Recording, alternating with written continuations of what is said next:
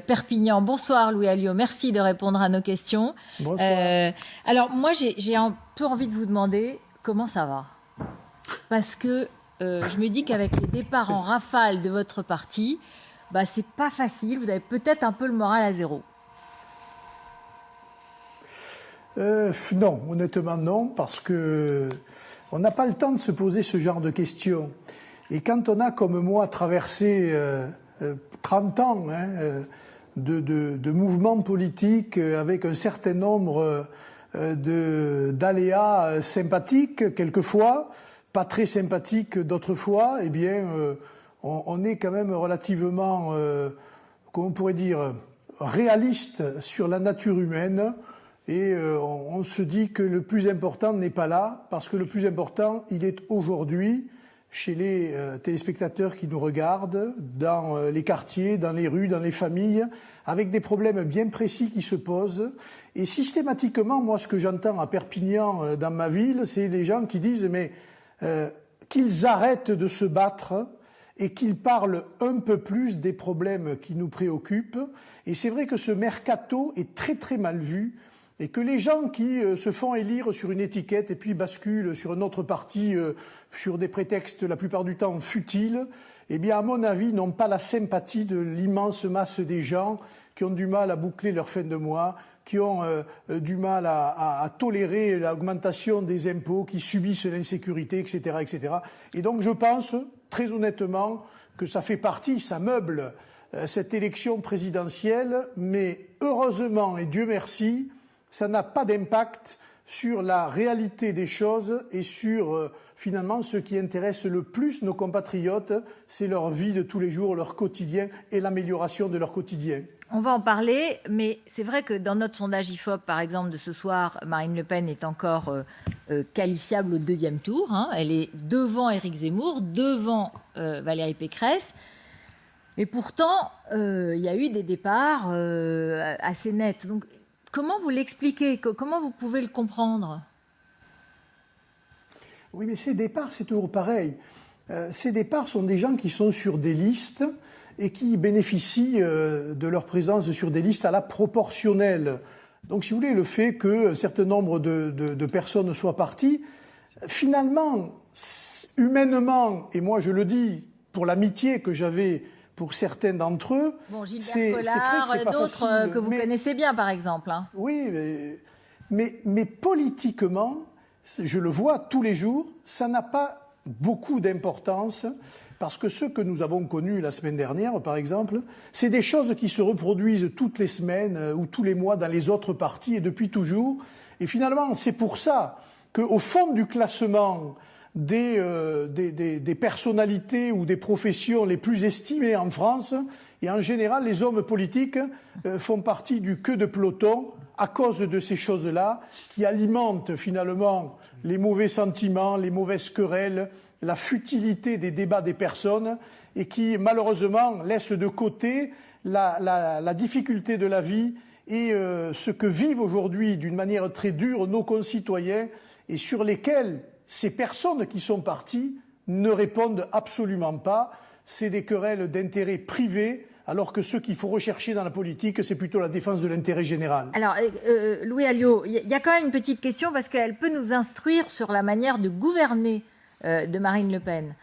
Ceux qui sont partis, il y en a un notamment qui nous a parlé la semaine dernière, il a évoqué le fait, je cite, « Il y a un manque de relations humaines, de chaleur, de camaraderie. Éric Zemmour m'a consacré plus de temps en quelques jours pour répondre à mes questions que Marine Le Pen en 10 ans. Il y a une façon de gérer les ressources humaines, de gérer les cadres et les militants qui est un peu dure. » Alors, dans le fond, un parti, bon, ça fonctionne comme ça peut, mais nous, ce qui nous intéresse, c'est de savoir comment elle fonctionne, Marine Le Pen. Si elle est candidate à la présidence de la République, et donc elle est un peu dure, elle est concentrée sur ses premiers cercles, et elle ne passe pas de temps avec les autres. C'est intéressant ce que vous me dites, parce que je ne sais pas de qui il s'agit, mais c'est un sentiment personnel qu'il a. C'est-à-dire, il parle de sa relation avec Marine Le Pen, mais il ne parle pas des idées qu'on défend, des valeurs qu'on défend, de notre programme qu'on défend. Il parle de la relation qu'il peut avoir avec le chef de parti, et c'est ça qui l'intéresse, qui le mobilise, sans parler d'autre chose. Moi, je pense que ça fait partie malheureusement de la vie. On peut le trouver dans les entreprises, dans les associations, dans la vie de tous les jours. Les rapports humains ne sont pas nécessairement cordiaux et on n'est pas obligé de s'embrasser sur la bouche pour faire de la politique. Mais c'est gérer une équipe quand même, c'est gérer une équipe. C'est gérer une équipe, gérer un gouvernement, gérer un... Mais l'équipe... voilà, ça c'est important quand même. L'équipe, elle est gérée, chère madame. Mais ça plaît à certains, ça ne plaît pas à d'autres. Par exemple, moi, en ce qui me concerne, tout ne m'a pas toujours plu dans la gestion de mon parti politique. Vous n'avez pas été élu président à la place de Jordan Bardella. C'est Jordan Bardella qui a eu cette place, en effet. Oui, mais enfin, ça, moi qui ai fait du sport, ça fait partie. Quand vous montez sur un terrain, c'est fait pour faire une compétition, il y a des battus, il y a des gagnants, c'est comme ça. Mais vous restez quand même ce que vous avez toujours été, c'est-à-dire un joueur et quelqu'un qui se mobilise pour des idées. Là, c'est pareil. Moi, je fais de la politique, je ne la fais pas pour des personnes, je la fais pour des idées. Et même quand, autour de moi, il y a peut-être des personnes qui ne me plaisent pas, je sais qu'au-delà de ça, il y a la défense d'un certain nombre d'intérêts, il y a la défense du peuple français, il y a la défense de ces retraités que je vois aujourd'hui, qui sont dans la misère et à qui personne ne parle. Il y a la défense des gens qui vont à leur pompe à essence tous les jours, qui ne peuvent mettre que 10 € parce qu'ils ne peuvent pas mettre 20 ou 30 et que le gouvernement laisse tomber. Ça m'intéresse beaucoup plus que de savoir la sympathie que je pourrais avoir dans la tête du dirigeant de mon parti ou des gens qui se battent avec moi, parce que c'est pas le plus important. On a une mission, on a une fonction. En tant que maire de Perpignan, j'essaye de gérer la ville le mieux que je peux dans l'intérêt de tous mes compatriotes et je ne me regarde pas tous les jours dans la glace pour savoir si je suis bien, si je suis bien coiffé, si je suis bien, etc. Peu importe. Ce qui est important, c'est les gens. C'est comment on va servir les gens, le service public et la manière dont on parle, évidemment, à celles et ceux qui ont voté pour nous ou qui s'apprêtent à le faire. Le reste, vous savez la pichenette que vous a envoyée Gilbert Collard en rappelant que vous n'aviez pas inscrit le sigle du Rassemblement national sur vos affiches comme candidat à la mairie de Perpignan. Bon, c'est le jeu aussi, vous direz, c'est le sport. Hein. D'accord, mais pas plus que lui quand il a été élu député. Et encore une fois, il oublie un peu, il perd un peu la mémoire, car déjà en 2014, je n'avais pas le sigle du Front National. Mais encore fallait-il qu'il ne se regarde pas le nombril et qu'il regarde un peu les amis qu'il avait autour de lui et la manière dont il s'était battu dans leurs différentes mairies pour faire évoluer notre programme, pour faire vivre nos idées et pour faire gagner nos idées. Ça, manifestement, ils l'ont oublié. Et à partir de moment, il y a des gens dont l'ego passe au-delà de l'intérêt supérieur du pays, et c'est ce que je regrette beaucoup dans un certain nombre de débats. Est-ce que d'une certaine façon, Marine Le Pen peut apparaître un peu comme la victime malheureuse de ces trahisons, et ça peut lui bénéficier électoralement ? Il y a toujours, on sait très bien que dans l'histoire, les traîtres n'ont pas une opinion très favorable de la part de la population. Mais encore une fois, il y a aussi une notion d'honneur. Moi, je vois des gens qui ont signé des papiers. Je m'engage sur l'honneur à faire ceci, à faire cela, à rester fidèle. Ou dans tous les cas, si je suis en désaccord avec la ligne je démissionne de mon parti. Très peu le font. J'en connais qui l'ont fait. Honneur à eux. Mais ceux qui ne le font pas, pour moi, eh bien, qu'est-ce que vous voulez ? C'est un peu, ils sont dévalorisés à mes yeux. Je le regrette parce que s'ils sont capables de faire ça sur des engagements signés sur l'honneur, demain, dans un gouvernement ou à l'Assemblée ou ailleurs, ils sont capables de quoi faire ? C'est sur ça que je m'interroge. Moi, si demain je suis plus d'accord, eh bien, je m'en irai et je m'arrêterai là. Et j'irai pas voir avec je ne sais qui défendre d'autres idées avec des gens d'ailleurs infréquentables. Peu importe. Mais voilà. Qui, ces gens moi, infréquentables ? en tout cas, quelles sont mes valeurs et c'est ceux que je défends. C'est quoi ces gens infréquentables ? Vous pensez à qui ? Ah ben écoutez, j'ai vu que le Parti de la France venait de soutenir M. Zemmour. J'ai pas entendu M. Collard ou Monsieur Pelletier dire qu'il ne voulait pas de ce soutien alors qu'on sait que c'est un ramassis de nostalgique de la Seconde Guerre mondiale, j'en passe et des meilleurs, que nous avons foutu dehors avec pertes et fracas du temps où j'étais secrétaire général et dans les années suivantes. Oui, donc vous dites ce sont des radicaux très à droite. Je dis qu'en politique, tous les moyens ne sont pas bons et que quand on veut rassembler, il faut aussi rassembler des gens qui méritent d'être rassemblés. Il y a un certain nombre de personnes, moi, avec qui je ne ferai pas de politique et que malheureusement je retrouve aujourd'hui aux côtés de M. Zemmour, ce que je regrette. Peut-être ne le sait-il pas, hein, mais il devrait s'informer sur un certain nombre de ses soutiens, car si on les a mis dehors, bien souvent, c'est pour d'excellentes raisons. Juste un mot sur le rassemblement, la famille rassemblée, Marion Maréchal qui, de fait, a annoncé qu'elle ne soutiendrait pas sa tante. C'est quand même un coup dur. Écoutez, là aussi, c'est question de parole. Moi, je l'ai entendu dire « je soutiendrai le candidat le mieux placé ». On est au début du mois de février. Bon, elle s'est donné un mois encore. Et Marine est aujourd'hui la mieux placée. On verra bien ce qu'elle fait. Moi, je ne juge pas. Vous savez, je ne suis pas là pour semer ni la division, ni pour insulter l'avenir.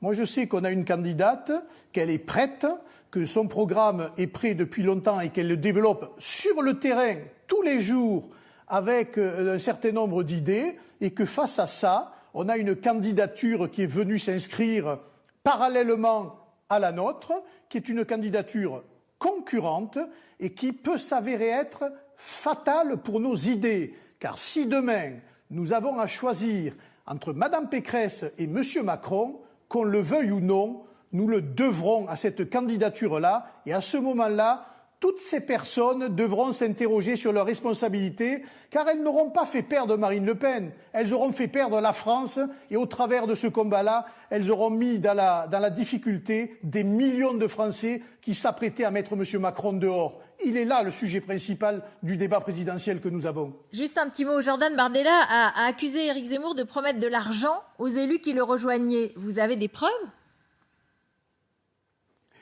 Non, il promet des places, des statuts, des investitures. Ça, oui, il promet. C'est effectivement des avantages et des spéculations sur l'avenir.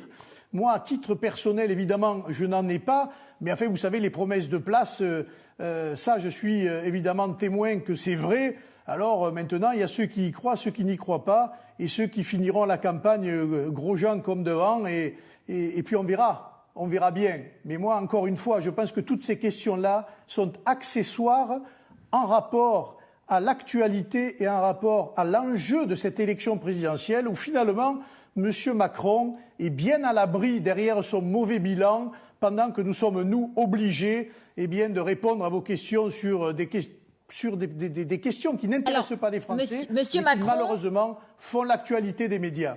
C'est l'actualité politique, c'est l'actualité de vos partis et c'est aussi un enjeu politique entre vos deux partis et les Français, ils choisissent, ils regardent et ils choisissent, ce qui est tout à fait normal. Exactement. Sur le fond, juste un mot sur les parrainages, où est-ce que vous en êtes? Parce que l'équipe d'Éric Zemmour a dit qu'ils en avaient atteint 450.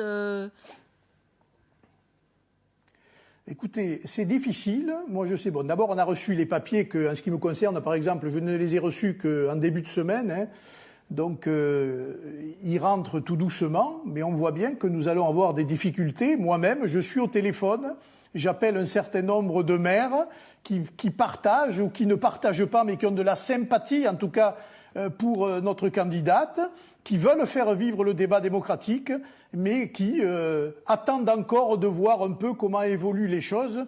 Mais je pense que tout le monde a intérêt à ce que cette compétition électorale se passe sur des bases saines et que tous les candidats soient sur la ligne de départ pour que le débat soit pluraliste, qu'il soit nourri, qu'il se développe dans, la confrontation des idées et qu'il ne se joue pas sur un tapis vert et dans, les petits calculs politiciens des grands partis politiques qui, eux, tiennent les parrainages dans leurs mains en rappelant une chose, Madame Elkrieff, c'est que Madame Hidalgo, qui est à 2,5% dans les sondages, a déjà ses parrainages. Si ça ne prouve pas que ce système est injuste, eh bien laissez-moi vous le dire que beaucoup de Français, évidemment, le contemplent et que, je pense, il y a aujourd'hui en France une majorité de Français qui souhaitent le pluralisme, le débat et la confrontation des idées et pas ces petites pressions mesquines qui empêcheraient les uns ou les autres d'être candidats. C'est valable pour nous, hein,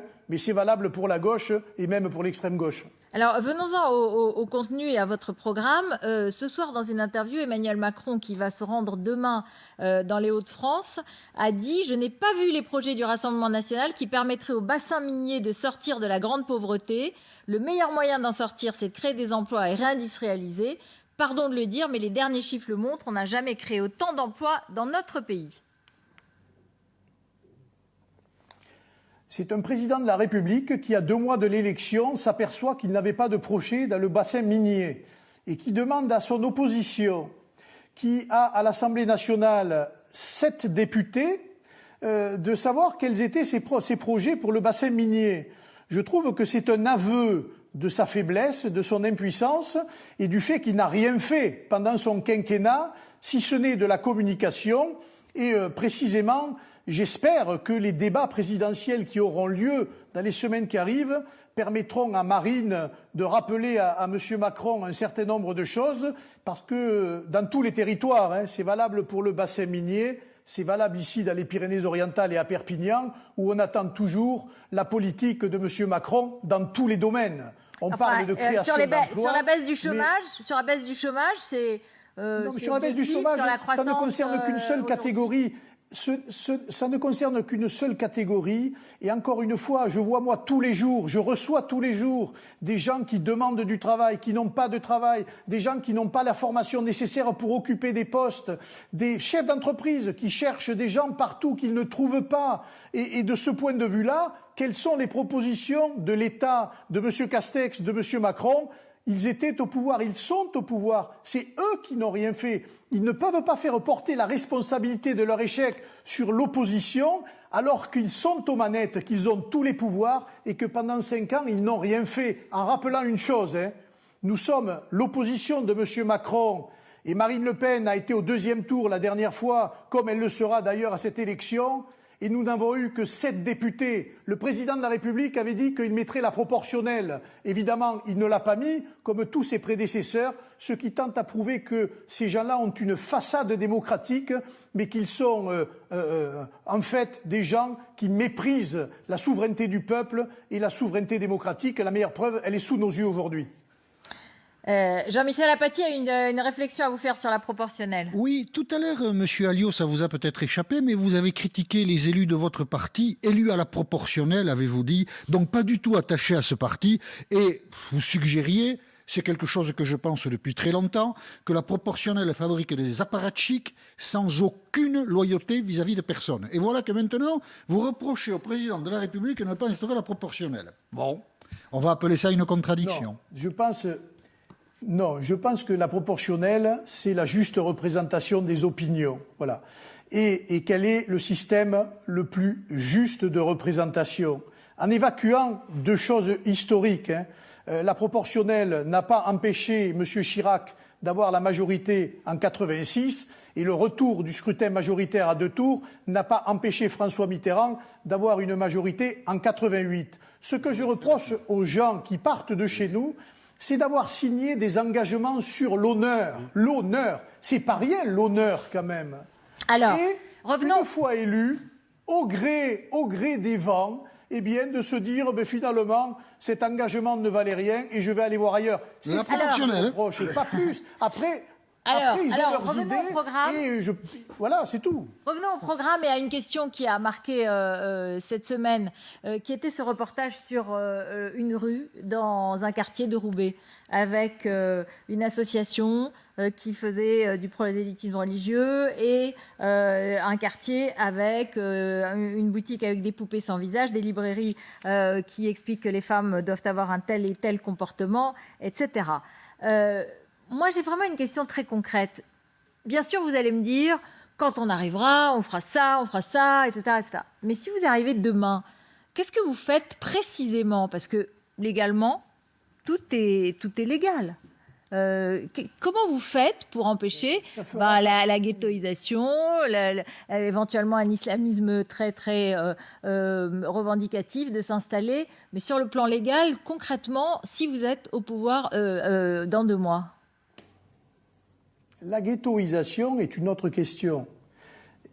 La ghettoisation a favorisé l'avancée masquée d'un certain nombre de groupes d'influence religieux dans un certain nombre de quartiers, et la plupart du temps d'ailleurs financés par des pays étrangers qui malheureusement ont la bienveillance et la sympathie des dirigeants qui nous gouvernent. Donc la première chose qu'il faut faire, c'est mettre fin à ces relations qu'il peut y avoir entre un certain nombre de monarchies pétrolières ou de dictatures islamistes ou islamiques pour couper un peu les vivres d'un certain nombre d'associations, d'interdire l'idéologie, car là on ne parle pas de religion, l'idéologie des frères musulmans, dont je rappelle qu'ils sont interdits en Égypte et aux Émirats arabes unis, et qui posent, eux, un véritable problème politique, au-delà d'être religieux, et qui pourtant, dans beaucoup de nos quartiers, circulent pratiquement à visage découvert, sans que personne n'y trouve rien à redire. Et puis ensuite, évidemment, mettre la pression sur un certain nombre de gens qui font du prosélytisme, et notamment du prosélytisme anti-républicain, anti-français, et qui doivent savoir que demain, avec Marine Le Pen à l'Élysée et avec une majorité patriotique à l'Assemblée nationale, ils auraient le choix entre repartir dans leur pays d'origine quand ils en ont un, ou bien respecter les règles de la République française, les règles de notre laïcité, qui font que ce genre de comportement est et sera demain proscrit d'un certain nombre de quartiers. Les choses sont simples. Soit vous êtes capable demain d'adapter votre comportement à la loi, à la Constitution, à ce qui fait l'essence même de notre pays. C'est pas illégal, ce qui se passe là n'est pas illégal. Soit vous le contestez et vous considérez que vos principes religieux sont contraires à la Constitution et aux lois, et vous devez en tirer vous-même les conclusions en allant vivre ailleurs, dans des pays qui ont la charia comme modèle, et je pense que là, tout le monde serait, sur la même ligne de départ. Mais pour l'instant, ils agissent dans les faux plis, si je puis dire, de nos incohérences, de nos renoncements, de notre impuissance. Moi, je n'ai pas très bien compris comment concrètement vous pouvez faire quelque chose. En restaurant l'autorité de l'État, en remettant les principes simples de notre République dans les écoles, dans les rues, dans l'octroi des subventions, en repeignant en bleu, blanc, rouge un certain nombre d'institutions qui ont oublié qu'elles étaient françaises. Et encore une fois, celles et ceux qui ne sont pas français ne sont pas obligés de rester chez nous pour profiter du système. S'ils n'aiment pas la France, qu'ils aillent vivre ailleurs. Il y a plein de pays qui les recevront. Nathalie Chuc, vous posez une question. Je voulais revenir sur la question des ralliements à Éric Zemmour qui viennent de votre camp. Fait 2 secondes de la politique fiction. Imaginez que dans 2 mois, Marine Le Pen est élue présidente de la République. Qu'est-ce que vous faites des traîtres ? Est-ce que vous les faites revenir dans un gouvernement? Est-ce que vous passez l'éponge, une sorte d'amnistie en leur disant vous pouvez revenir, on va gouverner ensemble, c'est la fameuse union des droites? Ou alors est-ce que vous leur dites la porte serait fermée si Marine est élue, c'est terminé? Alors il y a 2 choses dans ce que vous dites. D'abord, l'union des droites. Moi, je trouve qu'elle est totalement utopique. Moi, dans mon conseil municipal, mon opposition, c'est la droite. Et cette droite-là, elle est pire que la gauche. Alors laissez-moi vous dire que je ne souhaite pas une union avec des gens qui, rêvent que nous perdions et que nous ne soyons pratiquement plus rien. Donc à aucun moment il y aura de discussion avec le camp Zemmour. Il y a l'union des patriotes, il y a l'union des souverainistes, il y a l'union de toutes celles et ceux qui défendent l'intérêt national avant les intérêts du mondialisme et notamment de la Commission de Bruxelles et de l'Union européenne. Et puis il y a le reste. Évidemment que si Marine est élue présidente de la République, Elle fera un gouvernement d'union nationale et que dans ce gouvernement, dans cette majorité, il y aura un certain nombre de têtes et d'individus qui aujourd'hui sont chez M. Zemmour, mais qui, n'ont pas encore bien saisi leur responsabilité qu'ils ont en venant concurrencer aujourd'hui la candidature de Marine. Moi, c'est ça que j'aimerais leur faire comprendre ce soir. Si demain, Mme Pécresse est au deuxième tour contre M. Macron, ils en seront les seuls responsables et avec ça, la responsabilité d'avoir fait perdre à la France 5 ans avec toutes les conséquences que ça peut avoir. Et si c'est Éric Zemmour qui est au second tour? Pardon? Si c'est Éric Zemmour qui est au second tour? Si c'est Éric Zemmour qui est au second tour, il n'y aura pas une voix pour M. Macron. Donc moi, vous savez, je ne me Éric trompe Zemmour. pas ni d'adversaire, ni de valeur, ni de combat. Voilà. Je pense qu'aujourd'hui, il y a un système et que ce système, on doit le mettre par terre pour avoir une nouvelle politique. Alors, juste un mot avant que Renaud Pila nous pose une question. Louis Alliot, Jordan Bardella a annoncé ce soir qu'il était mis en examen pour avoir traité la ville de Trappes de République islamique. Et donc, il dénonce des persécutions. Comment est-ce que vous réagissez ? Je ne sais pas, écoutez, je ne connais pas le fond du dossier, mais encore une fois, c'est un homme politique, il est député. Quand vous commencez à être mis en examen parce que vous dites qu'il y a une opinion politique, Trappes, avec tout le scandale qu'il y avait eu autour de son maire et d'un certain nombre d'associations, bon ben voilà, écoutez, ça fait partie, ça c'est comme le tribunal et les juges qui avaient poursuivi Marine pour l'histoire des islamistes et des décapitations. On est exactement dans le même schéma. Il y a en France une espèce de pensée unique de la soumission, et on le voit avec vos collègues journalistes dont vous ne parlez pas, celles et ceux qui ont fait le fameux reportage à M6 et qui sont aujourd'hui protégés par la police. Nous en avons parlé et nous leur avons apporté notre soutien de façon très claire. Eh bien, bravo, Madame Elkrief, parce qu'il faut même aller au-delà. Je pense que ce reportage, il faut le passer sur toutes les chaînes et il faut regarder attentivement les associations d'un certain nombre de personnages qui contestent ce que nous sommes, ce que nous représentons dans notre diversité. Et une fois que les islamistes auront vu qu'il y a un front du refus de ce qu'ils représentent, vous verrez qu'ils se résoudront soit à de meilleurs sentiments, soit ils quitteront le pays, soit ils seront eux-mêmes poursuivis pour les idées qu'ils ont d'abattre notre système de valeurs et notre système républicain. Renaud Pila. Oui, moi j'ai une autre question très concrète sur le plan programmatique, Louis Alliot. Ça fait longtemps que je me demande comment vous feriez, Marine Le Pen souhaite l'interdiction des signes religieux ostensibles dans l'espace public. Voilà cette proposition. Concrètement, et vous êtes maire, concrètement, comment vous faites pour interdire le voile ou la kippa dans l'espace public? Vous mettez donc, quand on voit les milliers de personnes, vous mettez quoi? Une amende, le troisième jour, une deuxième amende, et si elles ne sont pas payées, vous faites quoi? Vous mettez ces personnes-là... Comment vous faites? Je n'ai pas compris, moi. Non, mais ça pourrait être ça. Mais encore une fois, quand vous êtes maire, vous n'avez pas... vous n'avez pas le pouvoir de le faire, c'est à la loi de le faire. Mais je pense que ça fera partie très certainement du référendum que nous soumettrons inapplicable concrètement. Français. C'est inapplicable. Oui, mais c'est délicat. Mais tout est délicat. Vous savez, de revenir en arrière sur un certain nombre de choses qui ont aujourd'hui pignon sur rue, c'est délicat. D'aller chercher les squatteurs dans les appartements pour les foutre dehors, aujourd'hui, c'est interdit. C'est pas la même chose, Louis Alliot. Il faudra le faire. C'est délicat, mais il faudra les foutre dehors. De la même manière, les points de deal aujourd'hui sont très difficiles à démanteler parce que la loi, finalement, les protège plus qu'elle ne protège l'honnête citoyen. Là aussi, ce sera difficile, je vous le concède, mais il faudra le faire aussi. C'est à ça que l'on voit aussi la qualité des gouvernants et le courage de ceux-ci. Alors, il faudra prendre les mesures les plus humaines qui soient, les plus pédagogiques qui soient. Mais moi, je connais aussi bon nombre de gens qui sont de religion musulmane ou de religion israélite et qui respectent tout à fait ou qui respecteront demain ces préceptes-là. Vous savez, il ne faut pas croire que c'est généralisé et que tout le monde se promène avec un chador sur la tête. C'est inapplicable. Il faut quand même en avoir conscience. C'est inapplicable. Alors, dernier sujet. C'est exactement ce que... Non, attendez, ça, c'est exactement ce que disent les politiciens français depuis 30 ans quand il y a un problème, c'est inapplicable. La situation, nous l'avons sous les yeux, elle est en train de dégénérer et si on n'y prend pas garde, c'est l'ensemble de nos institutions qui s'effondrera et je regarderai M. Pilin lui disant « Ben oui, c'est un peu de votre faute quand même ». Non, la question c'est de ne pas faire de fausses promesses. Voilà, c'est l'application. Ça n'a rien... C'est que vous faites des promesses et si vous n'arrivez pas à les réaliser, bah, vous seriez des politiciens comme les autres. Celle-là notamment, celle-là, les squatteurs, les points de deal, on peut discuter bien sûr, mais vous imaginez le nombre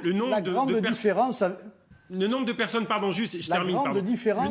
Le nombre de personnes qui portent le voile ou la kippa en France, concrètement, vous voyez les policiers dans la rue mettre des amendes toute la journée. Et franchement, Louis Alliot, pas de langue de bois, c'est inapplicable. La conclusion sur ce sujet. Écoutez, je ne les vois pas, mais je sais très bien que, avec le respect de l'autorité de l'État dans une vraie république digne de ce nom, eh bien, les gens se disciplineront et feront comme les faisaient nos pères et nos grands-pères, puisque moi-même, j'ai ce petit côté-là de l'échiquier à vous raconter, eh bien, on en respectera les règles, comme plusieurs générations avant nous, qui se sont assimilés à notre pays en respectant les règles et qui ne se promenaient pas dans les rues ou qui ne faisaient pas du forcing par idéologie, parce que le problème aujourd'hui est bien celui-là des groupes de pression idéologique, politique et religieux qui tentent de nous imposer un modèle de vie que nous ne voulons pas et qui sont contraires à notre histoire et à notre République. Alors, voilà l'enjeu du combat de cette présidentielle aussi. Une dernière question de politique étrangère pour conclure. Aujourd'hui, au Mali, il y a des mercenaires qui sont à la solde de la Russie et de Poutine et qui font du mal aux Français et qui, de fait, mettent en difficulté l'armée française.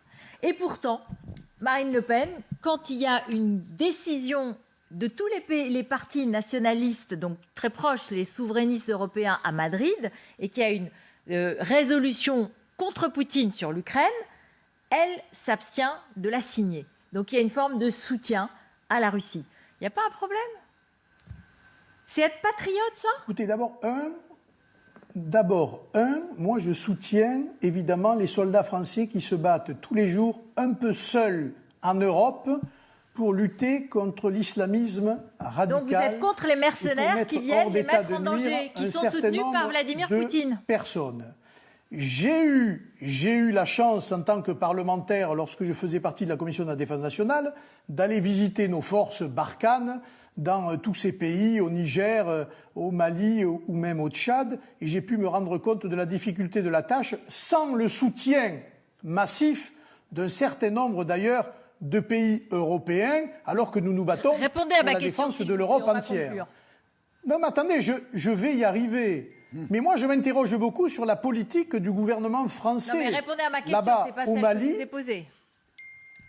Je m'interroge beaucoup sur la politique française au Mali, parce que cette arrivée de soldats apparentés à la Russie est concomitant à l'annonce par le président français du retrait des troupes françaises dans un certain nombre de théâtres d'opération de ces pays-là. Eh bien, la nature, elle a horreur du vide. On n'a pas été capable de rassembler les pays africains, de rassembler des pays européens pour occuper le terrain d'une manière, j'allais dire, plus massive, pour aider les populations et pour éradiquer le terrorisme, eh bien aujourd'hui c'est à la demande de ces gouvernements africains que ces forces sont en train de s'installer, mais je pense que la première responsabilité, c'est bien notre politique étrangère et M. Le Drian, qui est totalement absent du débat, sauf manifestement, et si j'en crois vos confrères de Jeune Afrique, pour des affaires d'intérêt personnel dont un jour, j'espère, on pourra avoir connaissance dans les débats qui vont venir à cette élection présidentielle. Et Poutine ?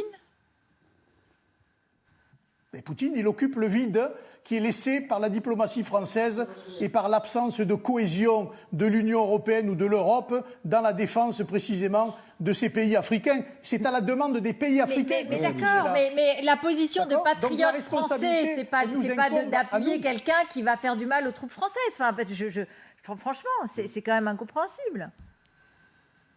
Mais pour l'instant, excusez-moi, mais pour l'instant, nos soldats se battent contre des islamistes.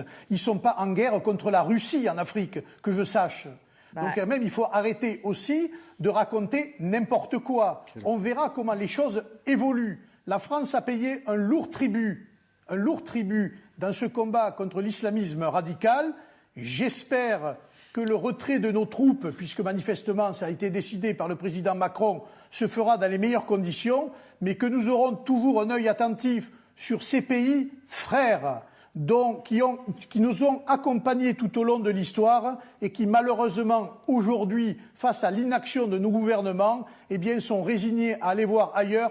C'est cette question-là la plus importante et moi je déplore qu'on n'y réponde pas et ça ne m'étonne pas que les Russes y soient, comme les Américains y sont, comme les Chinois y sont et d'autres pays encore. C'est malheureux, mais ça c'est la France qui est en train petit à petit de se rétrécir dans son précaré national et qui va devenir demain une petite puissance européenne alors qu'elle devrait avoir un message pour le monde grâce à sa langue, grâce à son armée et grâce précisément à sa culture et à sa richesse d'art de vivre et artistique. Mais ça, personne n'en parle. Moi, je suis désespéré de voir ça. Hein. C'est absolument incroyable.